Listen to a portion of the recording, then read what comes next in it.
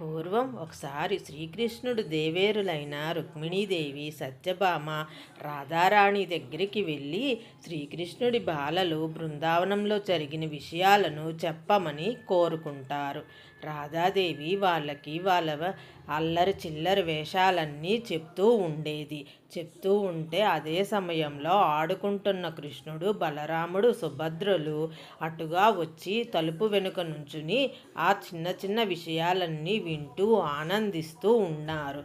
అదే సమయానికి నారదుడు అటుగా వెళ్తూ అక్కడ నుంచుని వారి ముగ్గురిని చూచి చాలా సంతోషపడతాడు. అన్న, తమ్ముడు, చెల్లి ఈ విధంగా ఆడుకోవడం, కలిసి ఉండడం చూసి ఆయన సంతోషించి స్వామివారిని ఈ విధంగా వేడుకుంటాడు. ముగ్గురు కలిసి ఒక క్షేత్రంలో నివసించమని వేడుకుంటాడు. ఆయన కోరిక మీద ముగ్గురిని బ్రహ్మదేవుడు పూరీ క్షేత్రంలో ప్రతిష్ఠ చేశాడని ఒక పురాణ గాథ ప్రకారంగా వివరించబడి ఉన్నది.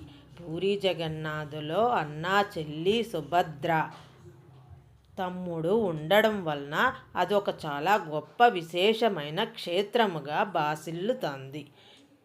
ఈ విధంగా హరే రామ హరే రామ రామ రామ హరే హరే, హరే కృష్ణ కృష్ణ కృష్ణ హరే హరే అనే మంత్రాన్ని జపిస్తూ ఆనందంగా ఉండండి.